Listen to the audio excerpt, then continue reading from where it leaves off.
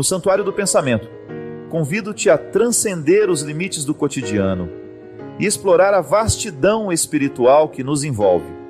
Que a serenidade do divino preencha este espaço, inspirando-nos a refletir sobre a beleza da fé e a profundeza da conexão com algo maior. Que esta reflexão seja uma jornada de descobertas espirituais e renovação interior.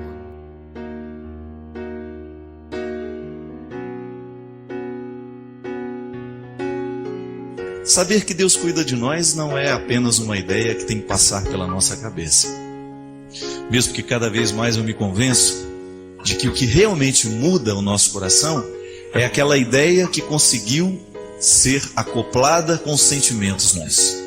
É aquela ideia que conseguiu fazer o caminho da mente para o coração. É aquela ideia que consegue mover a nossa vida, aquela que a gente percebe que a gente ama, que já entrou na corrente sanguínea, faz parte de nós. Não é apenas alguma coisa que nós trazemos em cima da nossa cabeça, dentro de nós, não. Mas é uma parte de nós, irrenunciável. Se uma porta se fecha aqui, muitas outras se abrem ali. Você já parou para pensar o tanto que a gente sofre constantemente a tentação de prestar atenção na porta que se fechou para nós? Que são muitas as portas que se fecham. Mas se os nossos olhos ficam grudados nas portas que se fecham, dificilmente nós poderemos contemplar aquelas que estão abertas. O cuidado de Deus na nossa vida é esse. A providência de Deus se manifesta em nós assim, no momento em que nós somos capazes de descobrir o que é novo, mesmo por trás da perda. É inevitável que o ser humano viva perdendo o tempo todo. Nós perdemos o tempo todo. Mas por trás dessas perdas, há tantas coisas preciosas que nós podemos ganhar, mas que só ganharemos se soubermos viver a perda, se soubermos viver o processo de perder. Pode ser que hoje você esteja angustiado, porque os seus olhos estão ocupados naquilo que você perdeu. E se você se ocupa demais daquilo que você perdeu, você corre o risco de não enxergar aquilo que você pode ganhar. Toda perda tem o poder de reservar ganhos. Se você perde a infância, por exemplo, você ganha a juventude. Se você perde a juventude, você ganha a idade adulta. E aí você começa a saborear a vida de um jeito diferente. O interessante é só a gente saber fazer as pontes.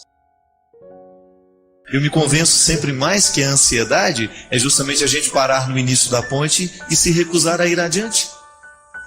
Quantas vezes a gente se angustia na vida porque a gente parou no início da travessia e a gente não teve coragem de ir adiante. E é sempre tempo de ir adiante. Acreditar que Deus cuida de nós é acreditar que Ele providencia a vida o tempo todo.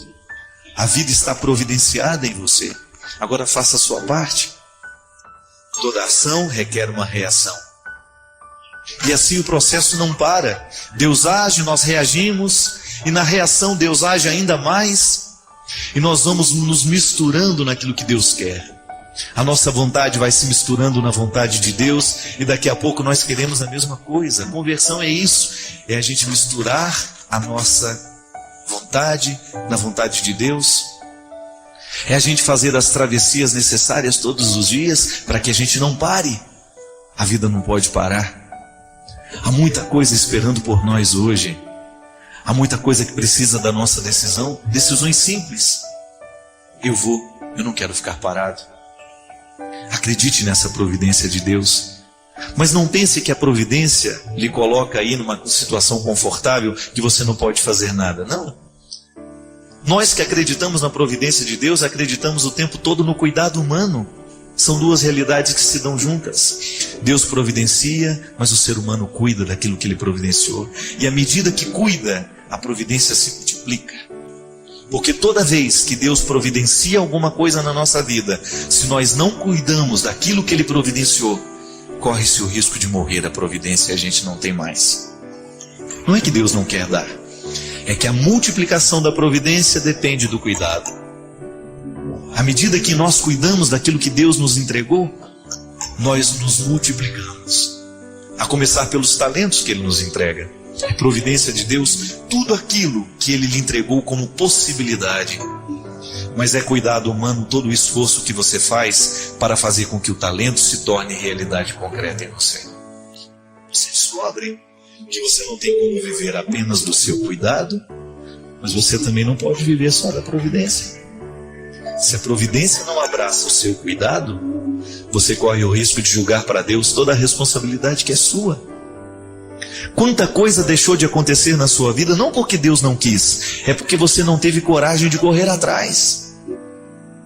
Quantas coisas bonitas passaram pela sua vida e você não viveu, não é porque Deus não lhe deu, é porque você não teve coragem de realizar a parte do projeto que era seu. Veja o milagre das bodas de Caná. Jesus poderia ter feito tudo sozinho, mas ele preferiu contar com a ajuda dos outros. É bonito nós pensarmos que Deus solicita a ação humana o tempo todo, minha gente.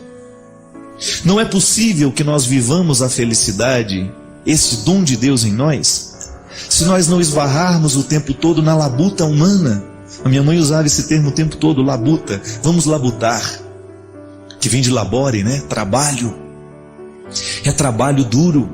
Felicidade não é chuva que cai do céu, não. Felicidade é chuva que cai do céu, mas que se encontra com uma semente aqui na terra, que é fruto do nosso cuidado. Nós só sabemos que nós amamos à medida que a gente cuida. A gente sabe que a pessoa ama a vida dela é à medida que você percebe que ela cuida da vida que tem. Caso contrário, é conversa fiada. É processo de suicídio lento. Quando você descobre que aquela pessoa está morrendo aos poucos, porque ela deixou de se amar há muito tempo. Ela deixou de cuidar daquilo que Deus providenciou. Hoje você não fez nada para que o seu nariz respirasse, para que o seu pulmão se enchesse de ar. Você não fez nada. Foi providência de Deus que esse ar existisse, que essa vida existisse. Agora, o cuidado com o ar que você respira, esse é você que tem que ter. O que você joga no ar para que o outro respire do seu lado é cuidado seu. E aí, no momento em que as coisas dão errado, a gente tem aquela tentação de dizer que foi falta de providência, que foi Deus que permitiu, que foi Deus que fez. Não. Muitas vezes, antes de nós acusarmos o sagrado das desgraças humanas, nós precisamos ter a responsabilidade de perceber o que foi que nós fizemos para que a desgraça acontecesse sobre nós. E se a gente não tem resposta sobre a desgraça que se abateu sobre nós, a gente silencia para que essa falta de resposta possa nos levar pelos caminhos da sabedoria.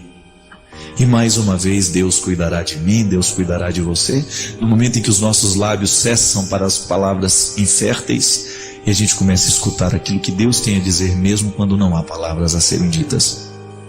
Agora, o que vai acontecer depende da nossa capacidade de pegar as talhas, de trazer diante dele e dizer: Senhor, multiplica aquilo que tão pouco eu te entrego. Transforma a água da minha miséria no vinho saboroso da sua vitória. Quem sabe você que esteja aí vivenciando, experimentando tantos fracassos na sua vida, não se contente em levar com você a água do seu fracasso. Ofereça a Deus, e quem sabe Ele providencia a mudança dentro de você, para que este milagre seja possível. São tantos milagres necessários na nossa vida. Nós estamos começando um novo ano. Tantas coisas bonitas podem ser feitas, tantas coisas bonitas podem ser realizadas, mas depende de mim, depende de você. Porque o cristianismo é essa participação humana nas virtudes de Deus. Queria aproveitar, o dia eu recebi um e-mail, não tenho ele aqui em mãos, mas eu me recordo que a pessoa estava questionando um trecho da minha pregação lá em Belo Horizonte, e a pessoa dizia que que foi muito bonito tudo que eu falei, mas que eu coloquei uma dúvida no coração dela. Eu estava dizendo que o que nos salva não é o tanto de vezes que nós vamos à missa, mas é o tanto de vezes que o amor demora dentro de nós. Então ela estava me questionando se eu estava relativizando o valor da Eucaristia. De maneira nenhuma, né? O que eu estava dizendo é que o valor da Eucaristia não está no quanto nós repetimos o gesto, mas é no quanto o gesto demora dentro de nós. Mesmo porque um conceito interessante, minha gente, da liturgia eucarística, da teologia que a liturgia nos ensina, é que a missa não termina A missa é processo de continuidade.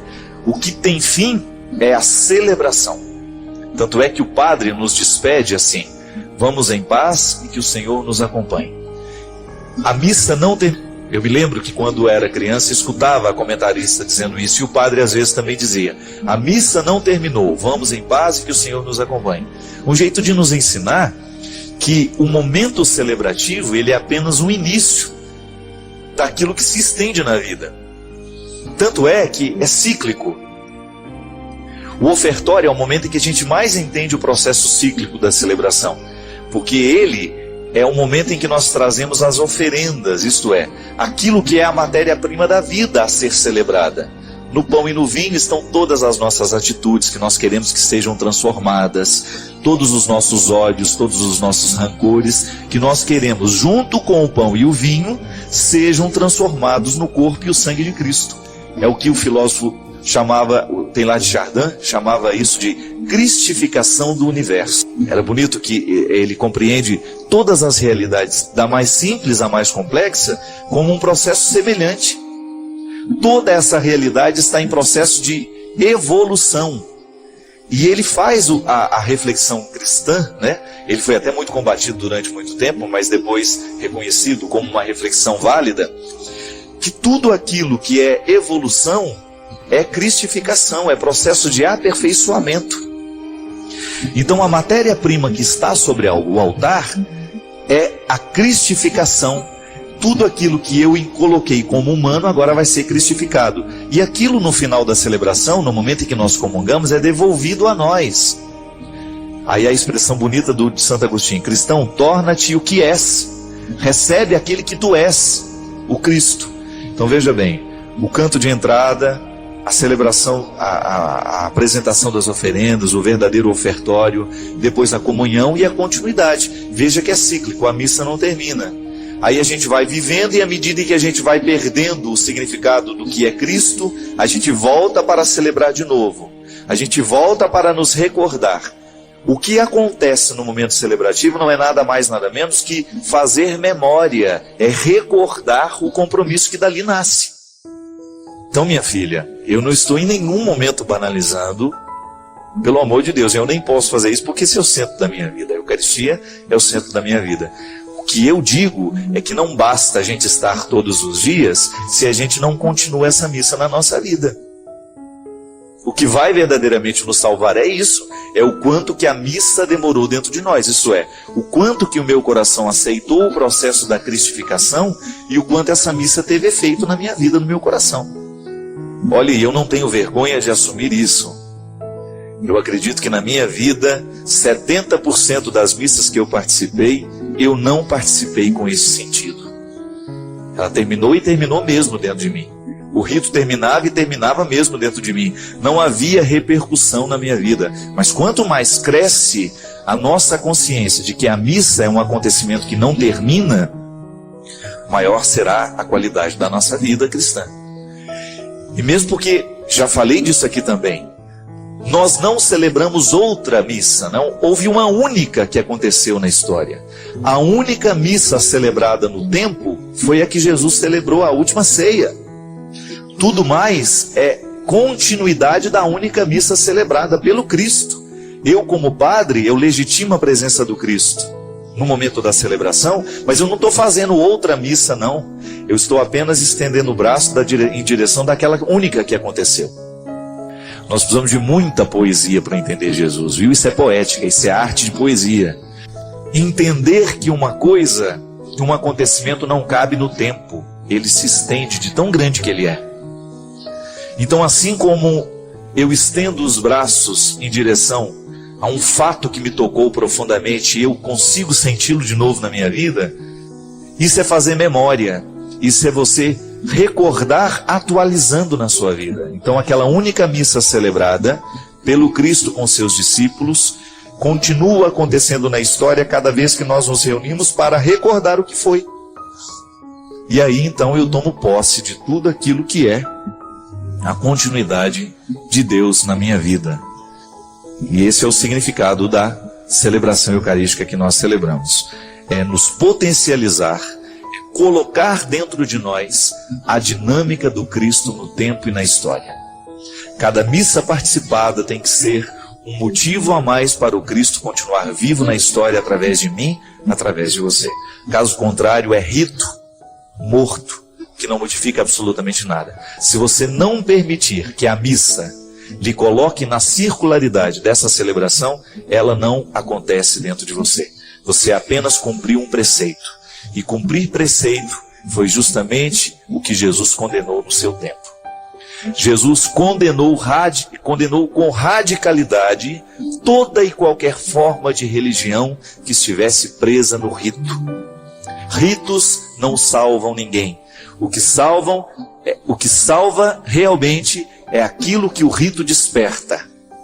Se não despertou, se você não se envolveu com o que você celebrou, Deus não teve chance naquele momento.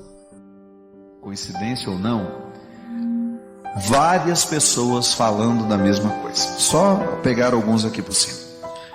A Luzia Rosa, por exemplo. O tema é: Padre, o que me falta? Tive uma crise séria de depressão, não queria saber de viver, acabei melhorando depois de muitos tratamentos, mas hoje em dia sou uma pessoa triste. Parece que falta algo em minha vida. Estou formada, trabalho em minha área, mas sinto vergonha de mim mesmo. Neste mundo onde sucesso, beleza e riqueza são tão exaltados, eu me sinto uma perdedora. Minhas contas estão em dia, minha saúde também, minha família é ótima, tenho um relacionamento estável com o homem que amo, mas sou insegura, me sinto fraca e acho que vou desabar a cada abalo. Me sinto um fracasso. Suas palavras tocam meu coração, mas não consigo colocá-las em prática.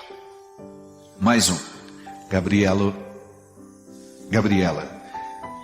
Nos últimos dias, Padre, tenho sentido uma ausência, uma falta, uma solidão dentro de mim.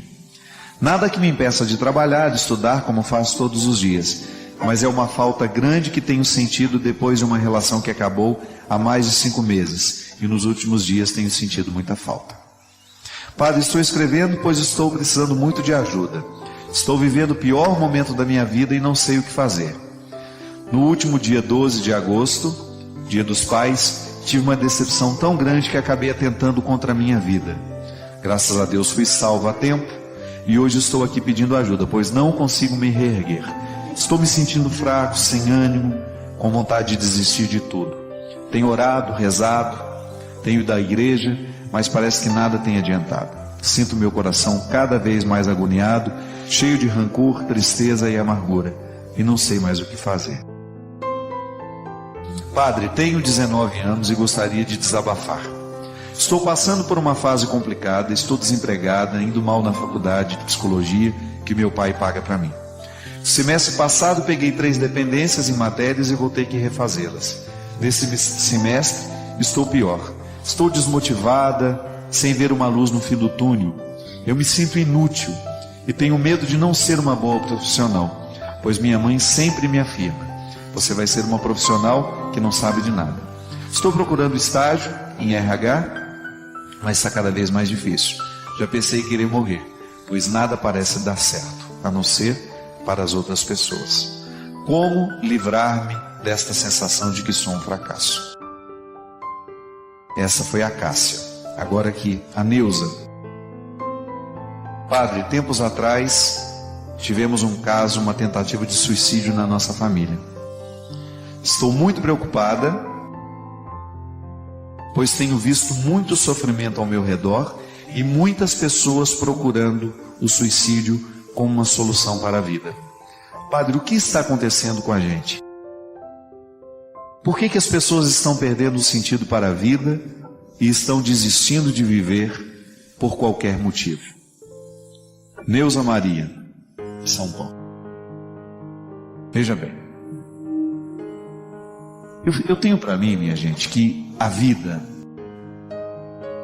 ela é difícil para todo mundo. Todos nós temos motivos para desistir, todos nós temos um motivo forte hoje, poderíamos dizer assim, para eleger e falar: olha, estou justificado, eu vou entregar os pontos agora. Muitos de nós. Pode ser que você que esteja nos assistindo esteja neste grupo dos que estão justificados, fanáticos que têm motivo sério para desistir da vida, ou até mesmo para assumir esse fracasso como definitivo e parar de lutar. Justificados, você pode muito bem, estando justificado, assumir isso para você mesmo. Olha, não quero mais. Agora eu pergunto, o que é que tem faltado ao nosso coração para a gente chegar a um ponto desse? Eu não sei, eu posso estar errado, mas em outros momentos parecia que as pessoas estavam mais dispostas a viver, né? Enfrentavam com mais coragem as dificuldades. Converse com seu avô, converse com sua avó, converse com seus tios mais velhos, e você vai ver que em outros tempos as dificuldades eram as mesmas, mas parecia que as pessoas estavam um pouco mais preparadas para o sofrimento. Eu fico muito preocupado com o nosso despreparo para sofrer. Eu fico muito preocupado como nós estamos hoje entregando os pontos muito facilmente, ou como nós estamos aqui, como os 3 primeiros que eu li, cheio de motivos para viver, cheio de experiências positivas para analisar e considerar, né?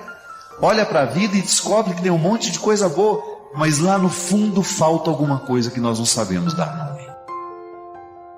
O que será que tem nos faltado, minha gente? Por que será que depois de ter buscado tanto, de ter alcançado tanto, porque hoje a primeira grande característica do mundo moderno é justamente esta, é oportunizar. Por isso que Sartre já dizia, de maneira muito sábia, na leitura que ele fazia desse mundo moderno, que a fonte das angústias era justamente as possibilidades. Quanto mais o ser humano pode, mais ele se angustia. Estranho isso, né? Poder muito nos causa desconforto. Hoje você pode escolher tantas coisas para a vida, você pode ir a tantos lugares, e isso lhe angustia. Ou então, depois de já ter conquistado muito, olha para dentro do coração e descobre que há muito pouco de tudo isso que foi conquistado que realmente dê significado à vida. Eu penso que nós estamos vivendo muito para fora. O mundo é assim, ele nos convida a sair para fora o tempo todo. A cultura tem sido produzida para isso. É impressionante como nós estamos vivendo numa época onde nós estamos sendo nivelados por baixo. A música que é produzida para a gente ouvir, o texto que é produzido para a gente ler, a programação de televisão que é feita para gente, para nos entreter. É impressionante como falta espaço em tudo isso para a profundidade. E julgados para fora o tempo todo. As nossas crianças estão assim. Os nossos adolescentes estão assim, os nossos jovens estão assim, os nossos adultos estão assim, indispostos com a profundidade. E porque estamos indispostos com a profundidade, estamos indispostos a nós mesmos, às nossas questões, as mais fundamentais. Como faz falta na vida humana profundidade, reflexão. Por quê? É a partir dela que nós ajudamos a dar significado ao que a gente conquista. É a partir dessa profundidade que gera uma maturidade, é que a gente tem condições de escolher com um pouco mais de sabedoria, para que a gente não se perca neste emaranhado de possibilidades. E aí entra a frase bíblica, minha gente: de nada vale ganhar o mundo inteiro se perder a si mesmo. Você sabe que isso, para mim, tem sido a frase crucial do Evangelho. Se você perguntar para mim, padre, qual é a frase do Evangelho que mais lhe persegue nos últimos tempos? É esta: de nada vale eu ganhar o mundo inteiro se eu perder a minha vida. Não é verdade? De nada vale eu ter reconhecimento, eu estar nisso, naquilo, primeiro lugar nisso, primeiro lugar naquilo. Você? De nada vale você ganhar todas as oportunidades se essas oportunidades estão roubando você. Isso é fundamental. De nada vale você ganhar o mundo se comprometer essa realidade, a mais íntima, que é a que faz com que você possa ver significado naquilo que você fez. Você já me escutou falar sobre isso? Que o único sucesso que vale a pena é aquele que nos dá o direito de deitar a cabeça no travesseiro todo dia à noite e você dormir tranquilo sabendo que você foi o ser humano que poderia ter sido. Falta Deus na nossa vida, minha gente. Falta vida interior. Padre, estou já com a minha faculdade, estou feliz no meu trabalho, tenho um bom marido. Você ouviu? Mas não sei o que me falta, Padre. Lá no fundo tem uma tristeza que eu não consigo consolar. Eu ouso dizer que o grande déficit, a grande deficiência do ser humano nos dias de hoje é a vida interior.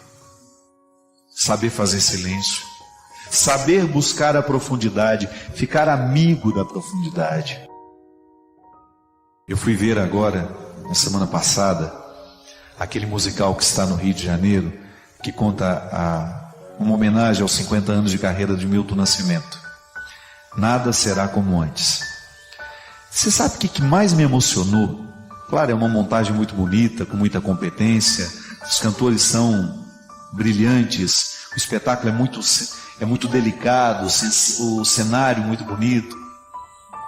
O que mais me chamou a atenção, ao ouvir essa trajetória musical deste grande homem que é o Milton, ouvir um pouco da história da sua vida através daquelas canções, foi justamente identificar que não tem uma letra daquelas canções que seja idiota e que idiotize no momento que nós ouvimos. É poesia pura. E porque é poesia pura, é vida. É vida. A caneta daquele homem é poderosa. Por quê? Porque Milton é um homem profundo. É um artista profundo. É um artista que mergulhou nas questões humanas. É um artista que mergulhou nas dores humanas e sobre elas poetizou. Escreveu música. E lá, quando saímos inebriados, eu com os amigos que foram ver comigo, quando saímos de lá, comentamos isso. Que falta fazem esses artistas nos dias de hoje para comporem a vida sonora da nossa vida, a trilha sonora da nossa vida? Porque em outros tempos, lá pela década de 70, 80, poesia e música popular brasileira era a mesma coisa. Engraçado isso, né? Nós ouvíamos poesia no rádio, nós ouvíamos letras que falavam ao nosso coração, que de alguma forma nos aprofundava. Porque toda vez que você lê um texto que é sério, que está tocado pela sensibilidade e que trata as questões humanas com responsabilidade, você, no ato de ler, tem a oportunidade de ser profundo. Quando você lê um poema que foi escrito com responsabilidade, com sensibilidade de quem realmente mergulha nos mistérios das questões humanas, você é automaticamente tocado e convidado a ser profundo também. Quem lê coisas profundas vai ficar profundo também. Quem escuta músicas que de alguma forma lhe convide a viver a profundidade dos sentimentos, vai lhe favorecer isso. Agora, se você fica nesse, me desculpe o termo, né? É melhor nem usar os termos aqui. Deixa para lá. Se você insiste em reduzir a sua cultura musical a esse lixo que nos é oferecido, com essas expressões o tempo todo cheias, com essas construções o tempo todo cheias de duplo sentido, rasas, absolutamente rasas. Se você se limita a dar esse alimento para a sua alma, cuidado para que você também não venha engrossar o time desses que estão perdendo o sentido da vida. A vida, minha gente, exige o tempo todo um cultivo. E se nós não cultivarmos essa vida com responsabilidade, nós vamos ficar sem graça. E perder a graça é perder o elan vital, é perder a disposição de acolher as manhãs, é perder a disposição de acolher o cotidiano, que por mais ordinário que seja, tem um motivo profundo para mim. E isso não é questão de ser estudado, não. A minha mãe é uma mulher absolutamente simples, não teve oportunidade nem de fazer o primário completo, e a minha mãe é uma mulher que foi educada para a sensibilidade. A minha mãe aprecia a arte, ela sabe apreciar a profundidade, e mesmo quando não é capaz de compreender as palavras mais difíceis que estão ali, ela é capaz de sentir e de se interessar por elas. O problema, minha gente, é que essa cultura rasa que está sendo produzida hoje no Brasil e no mundo, ela tem colocado desde muito criança nos nossos filhos a indisposição com a profundidade. E depois, indispostas com a profundidade, elas não serão capazes de lidar com suas questões, porque as questões humanas são sempre profundas. Tem que mergulhar muito dentro de si mesmo para se compreender, para não se permitir ser levado, ser roubado. E é aí que a gente se perde. A gente ganha o mundo inteiro, mas a gente perde a própria alma. A gente perde a própria vida. Não é para ser assim. Para mim isso é exercício religioso, viu? É discurso da religião, sim. A gente voltar às questões profundas. A gente voltar a dispor o nosso coração para os grandes escritores, para os grandes compositores, ouvir um pouco de música que realmente possa mexer com o nosso coração, que possa provocar dentro de nós uma reflexão, um bem-estar diferente desta euforia que faz parte dos nossos dias e que tem se transformado na regra. Precisa ser assim, volto a dizer. Hoje você tem a oportunidade de trazer isso para a sua vida. Tem tanta coisa boa à nossa disposição. Não seja raso. Você não merece. Trate-se de um jeito que você merece. Trate-se com profundidade. Ofereça-se estes alimentos que poderão gerar em você essa profundidade maior, para que você não engrosse o time destes que estão perdendo o sentido da vida. Traga Deus para a sua vida. Traga Deus para o seu dia a dia. Tenha a oportunidade de ficar a sós com Ele.